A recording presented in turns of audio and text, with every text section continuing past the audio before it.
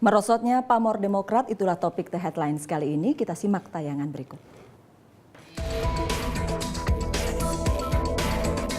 Sejumlah lembaga survei mengaitkan merosotnya pamor Demokrat dengan serangkaian kasus korupsi yang menyeret beberapa petinggi partai itu.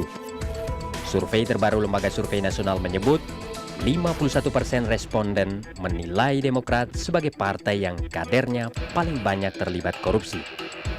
Partai lain seperti Golkar, PDIP, PKS, dan PAN dicap responden di bawah 6%. Merosotnya kinerja pemerintahan SBY juga dituding sebagai pemicu anjloknya pamor Demokrat.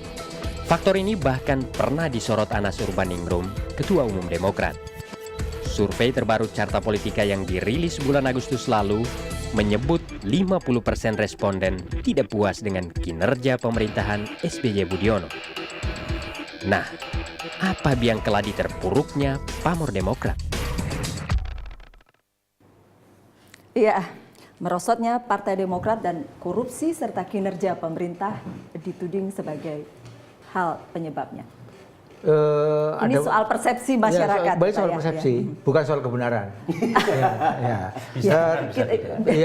Tetapi gini, kita udah paham dengan sejarah ya. Jadi tidak selamanya persepsi itu. Nanti akan ada suatu peristiwa dadakan yang kemudian cepat sekali Demokrat sedang mengharapkan terjadi suatu peristiwa sehingga kemudian berbalik. Kita nggak usah mengharapkan, karena kita udah punya pengalaman sering seperti itu. Nah, oleh karena itu kita berpikir udah yang lurus-lurus saja ya, nggak usah repot-repot, yang penting kerjakan dan kemudian percayalah bahwa kebenaran pada akhirnya akan terbuka. Begini, sebenarnya kalau kita bikin perbandingan survei 2007-2009 dan ya 2012 sampai 2014 itu ada perbedaan yang menarik. Perbedaannya adalah menjelang 2009 yang menjadi nilai minus dari pemerintahan SBY adalah ekonomi. Itu buruk sekali persepsi terhadap ekonomi. Sementara yang menjadi selling point pemerintahan SBY yang kemudian membuat Partai Demokrat menang dan SBY unggul satu putaran dalam Pilpres itu adalah soal penegakan hukum dan pemberantasan korupsi dan soal stabilitas politik. Yang sekarang terjadi kebalikannya. Sebaliknya. Ekonomi justru positif, sementara persepsi publik terhadap kinerja penegakan hukum dan pemberantasan korupsi justru minus. Turun. Nah, Cuma memang agak berbeda, Mas Burhan. Ya. Kalau lihat bagaimana SBY sangat mempengaruhi popularitas elektabilitas Demokrat misalnya. Golkar itu kurang apa orang memaki-makinya dan mencaci maki ketika pemilu tahun 2004.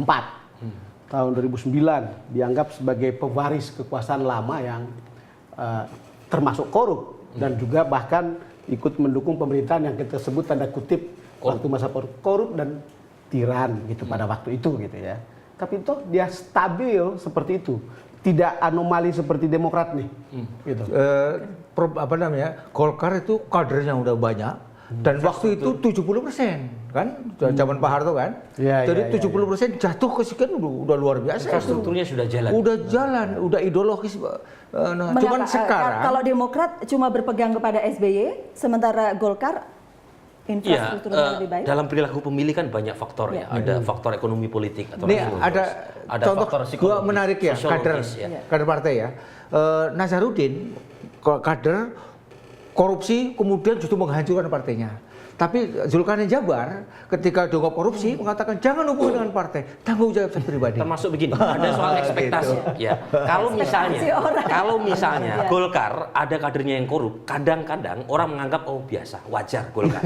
Tapi ketika Demokrat korup padahal jualannya untuk menang pemilu adalah anti korupsi, itu dianggap suatu hal yang kebablasan atau keterlaluan. Tadi Mas Burhan bilang kebanyakan dari pemilih Demokrat itu rasional ya. Itu basisnya itu kota. Basisnya kota, orang biasanya lebih rasional. Yang basisnya tradisional dan irasional ada nggak berapa? Ada ya. Itu yang kemudian dipenetrasi terutama oleh efek serangan darat dari Partai Golkar. Jadi Partai Golkar memang naik, tetapi perlu diingat kenaikan Partai Golkar menurut survei kami tidak mencapai 3 digit. Bahkan sempat ketika kasus korupsi Al-Quran itu membuat elektabilitas Partai Golkar turun 3%. Yang ingin saya katakan adalah elektabilitas partai di Indonesia ini itu memang seperti roller coaster. Jadi ini diakibatkan oleh minimnya party ID. Ikatan pemilih terhadap partai lemah sekali. Dan yang paling menarik sebetulnya Mas Burhan, sebetulnya Demokrat ini ditikam oleh iklannya sendiri pada Persis. tahun 2004. Jadi tersandra oleh iklannya sendiri. Ketika dia bilang katakan tidak pada korupsi. Ketika terjadi korupsi itu Dan itu menimpa melibatkan beberapa bintang iklannya. bintang iklannya itu dipelesetin. memukul benar. Ya. Ya dipelesetin Semua- katakan tidak pada hal korupsi ya kan. Semua komitmen itu baru benar ketika teruji. Nah, Ya. anti korupsi, ada yang korupsi, ditindak nggak? Ditindak. Maka itu bukti bahwa komitmen anti korupsi. Tapi itu belum sekarang, karena media sekarang masih isinya adalah tadi persepsi itu. Tapi nanti menjelang 2014 baru berubah. Jadi Pak Mubar, ya. Dalam politik itu seringkali ada yang selaras dengan fakta empirik seperti yang diurus oleh KPK, oleh pengadilan dan seterusnya. Ada yang tidak. Nah, kalau misalnya aktivis partai hanya mengurusi sesuai dengan fakta empiris seperti yang sedang kita tunggu di KPK, di pengadilan, itu seringkali tidak berbanding lurus dengan cepatnya persepsi publik yang sudah terlanjur memvonis salah. Artinya Jadi apa? Itu ada terlambat logika begitu sosial atau gimana? politik, ada logika hukum. Nah, kalau misalnya politisi hanya mengikuti logika hukum, nggak pas. Karena politik itu soal kepercayaan. Nah, tapi publik kan mengikuti logika itu sebetulnya. Logika soal kepercayaan tadi, soal legitimasi, soal trust. Ya. Bisa jadi seorang tersangka koruptor bisa lepas dari pengadilan, tetapi secara kepercayaan, secara politik, hilang sudah publik dari sudah dunia. menganggap salah. Sebab begini Mas Burhan, situ media jadi penting. yang dipersalahkan oleh teman-teman dari Partai Demokrat sekarang, kenapa ini tidak cepat-cepat selesai? Kenapa ini terus menjadi berita yang bergulir? Kalau Anas betul tersangka, kenapa tidak cepat? Kalau tidak, katakan tidak. Kalau misalnya Kalau dia katakan iya, kalau kalau tidak katakan misalnya tidak. Andi Ya. Malarangeng itu adalah menjadi tersangka karena kasus Hambalang, kenapa kok sampai diulur-ulur sampai sebegitu jauh? Ya, Dan itu selalu menjadi Tapi jangan salahkan media. liabilities gitu. Jangan salahkan media. Itu yang kemudian saya mau katakan, itu Pak Mubar yang kami tidak tahu. Itu siapa aktor intelektual yang mengulur-ngulur itu, yang kita belum tahu. Jangan-jangan persoalannya di dalam Partai Demokrat sendiri. Jadi ada power struggle yang belum tuntas. Jangan-jangan. Ada strategi pengamanan ya, banyak berulur. Ya kan? Diulur-ulur atau tidak adalah pekerjaan rumah Partai Demokrat untuk kemudian mengembalikan persepsi baik dari masyarakat, bukan begitu Pak Mubarak? Ya pokoknya kalau bagi kami di dalam itu sudah biasa sekali soal seperti ini ya. Dan kita yakin pada saatnya nanti akan yang mengubah persepsi. Menurut saya sih belum biasa Pak Mubarok. Ini pengalaman sekian tahun partai ini dan tidak sepanjang Partai Golkar mengalami guncangan seperti ini. Sebetulnya ini juga cukup baru bagi Partai Demokrat sebetulnya. Ya. Jadi belum ada presiden sejarah yang cukup panjang untuk mengatakan kita punya pengalaman seperti ini. Lalu kemudian saya berharap atau kemudian orang seperti saya akan berharap, oh setelah itu akan rebound gitu. Ya. Saya ingat tanggapan Anas Urbaningrum, Ketua Umum Partai Demokrat ketika disebutkan kemerosotan Partai Demokrat ini, menyebutkan bahwa kinerja SBY, kinerja pemerintahan yang disebut. Dia Artinya kalau Pak Mubarak itu dibantah. menganalisa bagaimana, jadi apakah bukan persepsi atau kinerja pemerintahan yang lebih bukan melempar ke pemerintah, bukan, tapi bahwa Demokrat dengan kinerja pemerintah itu ada hubungannya. Kalau pemerintah naik, Demokrat itu ke bawah. Kalau kerja pemerintah turun juga partai ikut.